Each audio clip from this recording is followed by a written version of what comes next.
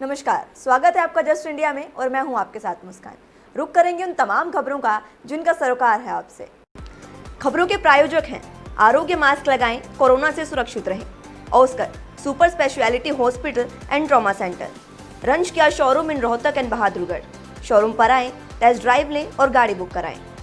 Corona संकट को देखते हुए दिल्ली एम्स ने अपने एक बार फिर से सभी ओपीडी सेंटर बंद कर दिए हैं। मेडिकल अधीक्षक डॉक्टर DK शर्मा ने आदेश जारी करते हुए कहा कि इमरजेंसी और सेमी इमरजेंसी मरीजों के लिए ही पर्याप्त बेड मुहैया कराने के लिए ओपीडी और जनरल प्राइवेट वार्ड को बंद करने का फैसला लिया गया है। सर्कुलर के मुताबिक अगले 2 हफ्तों तक ओपीडी, जनरल वार्ड और प्राइवेट वार्ड बंद रहेंगे। जनरल और प्राइवेट वार्ड में भर्ती इमरजेंसी और सेमी इमरजेंसी मरीजों का इलाज जारी रहेगा। दरअसल इमरजेंसी मरीजों को बेड नहीं मिल पा रहे थे। इसके बाद दिल्ली एम्स ने ओपीडी, जनरल वार्ड और प्राइवेट वार्ड को बंद करने का फैसला लिया है। भारत में कोरोना की रफ्तार थमने का नाम नहीं ले रही। पिछले 24 घंटों में यहां कोरोना के 78,000 से ज्यादा मरीज मिले हैं और 1,045 मरीजों ने इस महामारी के कारण अपनी जान गंवाई है। इसी के साथ देश में कुल पॉजिटिव मामलों की संख्या बढ़कर 37,69,524 हो गई है। इसमें 8,01,282 केस एक्टिव हैं जिनका इलाज चल रहा है। वहीं 29,19,009 मरीज कोरोना से जंग भी जीत चुके हैं। स्वास्थ्य और परिवार कल्याण मंत्रालय के मुताबिक देश में अभी तक कुल 66,333 लोगों की कोरोना वायरस के कारण मौत हो चुकी है। वहीं हरियाणा की बात करें तो हरियाणा में कोरोना के कुल 64,732 केस सामने आ चुके हैं, जिनमें से 679 की मौत की खबर है। हालांकि राहत की बात यह है कि 52,672 लोग इस संक्रमण को मात देकर घर लौट चुके हैं। हरियाणा के चौधरी चरण सिंह कृषि विश्वविद्यालय हिसार ने स्नातकोत्तर और PhD कोर्स में प्रवेश के लिए परीक्षा की तारीखें घोषित कर दी हैं। विश्वविद्यालय के एक प्रवक्ता ने इसकी जानकारी दी। जानकारी देते हुए उन्होंने बताया कि परीक्षा कोरोना महामारी के चलते सोशल डिस्टेंसिंग के नियमों का पालन करते हुए 6, 9, 12 और 16 सितंबर 2020 को आयोजित की जाएंगी। उन्होंने बताया कि उक्त कोर्सों में दाखिले ऑनलाइन माध्यम से ही होंगे। इस वर्ष किसी प्रकार की फिजिकल रिपोर्टिंग नहीं होगी। साथ ही उन्होंने बताया कि उम्मीदवारों द्वारा फॉर्म के लिए अपलोड किए गए कागजातों की जांच के बारे में किसी प्रकार की कमी होगी तो उनके मोबाइल नंबर या ईमेल ID पर सूचित किया जाएगा। अगर किसी भी उम्मीदवार ने निर्धारित समय अवधि में सूचना के बावजूद इस कमी को पूरा नहीं किया तो पहली काउंसलिंग में उन्हें सीट अलॉट नहीं की जाएगी। चरखी दादरी से विधायक नैना चौटाला 2 दिवसीय दौरे पर थी, जो 2 सितंबर को उनका दौरा होना था, लेकिन उन्होंने अपना यह दौरा स्थगित कर दिया है। ये दौरा स्थगित करने का कारण राजकीय शोक बताया गया है। बता दें कि नैना चौटाला 2 दिवसीय बाडेड़ा के दौरे पर थीं, जो उन्होंने आज स्थगित कर दिया है। बता दें कि हल्के के दौरे के दौरान विधायक ग्रामीण दौरा, शिलान्यास, उद्घाटन और आम जनमानस की समस्याएं सुनने वाली थी। अब विधायिका आगामी 9 और 10 सितंबर को हल्के का दौरा कर लोगों की समस्याओं का निवारण करेंगी। पलवल में स्वास्थ्य विभाग की छापेमारी लगातार जारी है। इसी कड़ी में स्वास्थ्य विभाग की टीम ने अलावलपुर चौक स्थित मेडिकल स्टोर पर छापेमारी कर एक व्यक्ति को गर्भपात किट बेचते हुए रंगे हाथों गिरफ्तार किया है। साथ ही टीम ने इस दौरान हस्ताक्षर किए गए 500 रुपए भी आरोपी के कब्जे से बरामद किए हैं। बता दें कि इससे 2 दिन पहले स्वास्थ्य विभाग की टीम ने CIA के साथ संयुक्त छापेमारी कर हरिनगर निवासी सोनू के निवास से भी इसी प्रकार की दवाइयां बरामद की थी।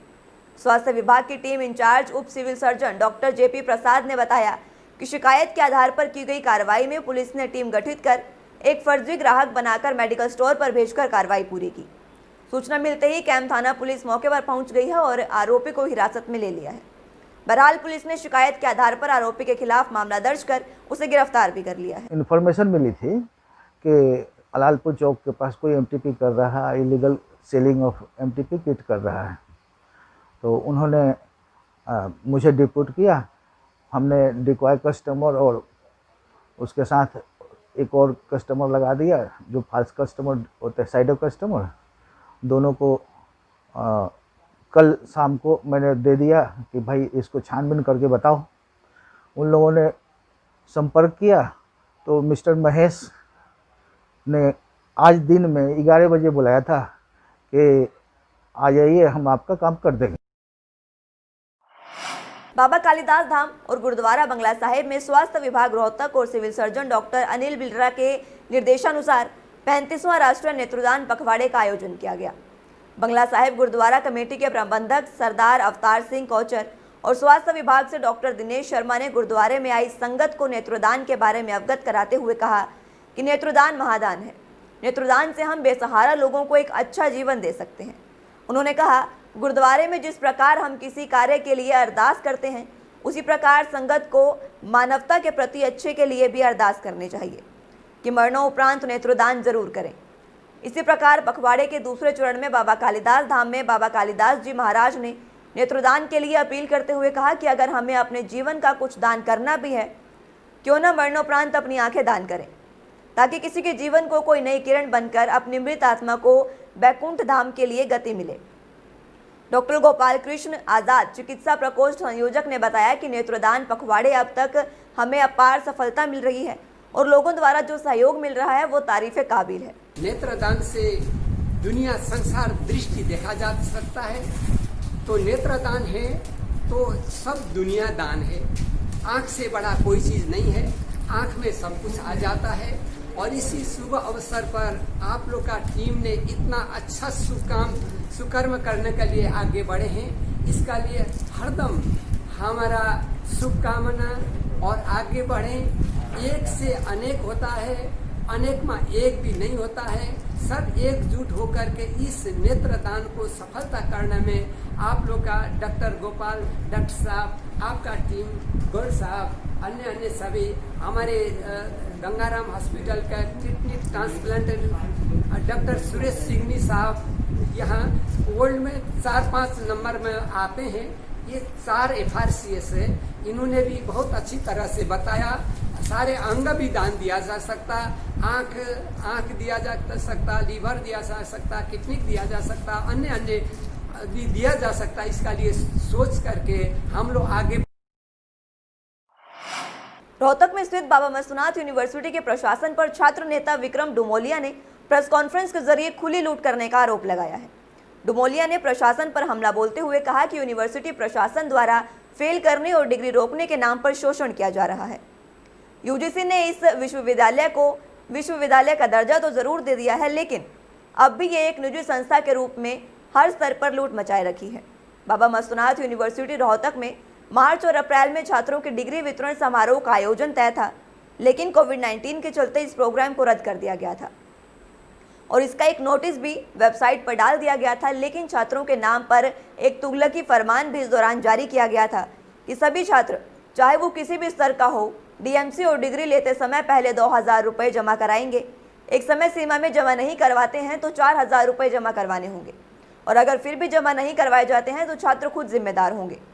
ये एक बहुत सोचने का विषय है कि इस डिग्री डीएमसी के निर्माण पर केवल 5 से 10 रुपये से ज़्यादा का खर्च नहीं आता है, लेकिन फिर भी 12 अगस्त को तुगलकी फरमान जारी कर अवैध वसूली का फरमान जारी किया गया। मस्तनाथ यूनिवर्सिटी के अंदर एक कन्वोकेशन का प्रोग्राम रखा गया मार्च अप्रैल में, लेकिन कोविड के चलते उस कन्वोकेशन प्रोग्राम को रद्द कर दिया गया है।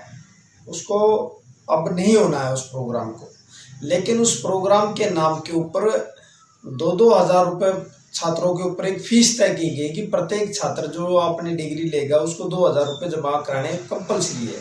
तो ये एक आर्थिक भ्रष्टाचार, एक कितनी बड़ी अच्छी कर्मशैली बाबा मस्तनाथ की है, इसके अंदर ये किसकी सरपरस्ती में हो रहा है, ये एक बड़ा ही सोच का और जांच का विषय है।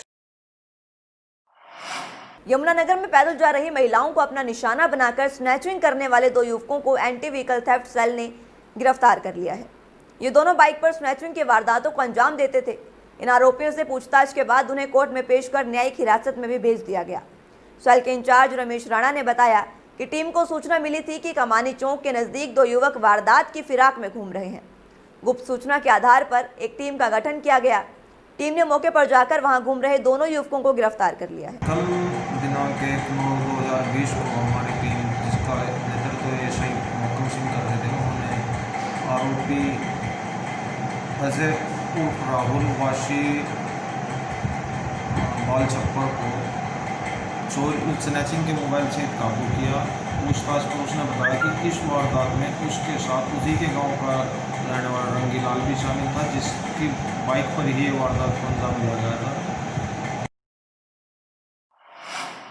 प्रदेश में 80 दिन से लगातार चल रहे पीटीआई अध्यापकों के धरना प्रदर्शन के दौरान आज सभी पीटीआई अध्यापकों ने आंदोलन को मजबूती प्रदान करने के लिए चरखी दादरी से विधायक सोमवीर सागवान के आवास पर अपनी मांगे मनवाने के लिए धरना प्रदर्शन किया।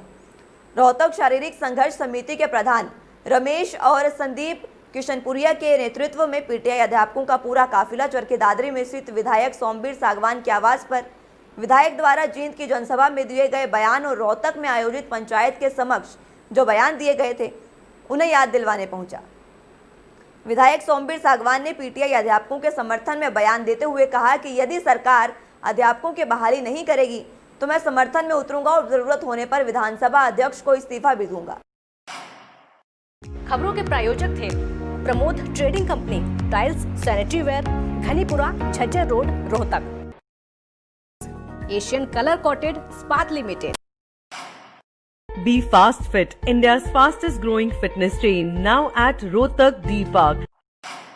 कोरोना महामारी से लड़ने के लिए आरोग्य मास्क लाया है आपके लिए सबसे आधुनिक मास्क। इसके साथ ही आपको मिलेगी आधुनिक पीपीई किट, वो भी बहुत ही सस्ते रेट पर।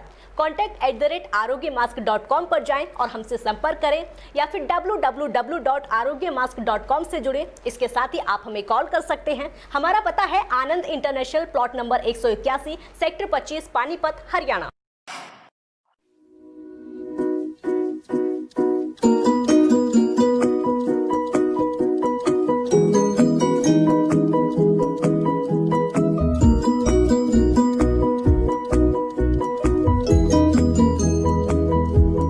मेडिफिल इंटरनेशनल, 7 शीतल कॉम्प्लेक्स, सुभाष नगर, रोहतक।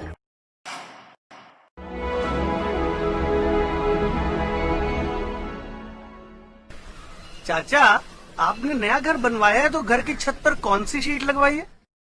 बेटा, मैंने अपने घर की छत पर एशियन शीट लगवाई है क्योंकि वो कभी न मिटने वाले ओरिजिनल निशान की चादरें हैं। साथ में ISI का चिन्ह, 5 साल की वारंटी के साथ साथ पैसों का सही मूल्य देने वाली वही इकलौती शीट्स हैं।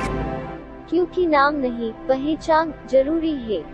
फिलहाल के लिए इतना ही। जुड़े रहिए जस्ट इंडिया के साथ। नमस्कार।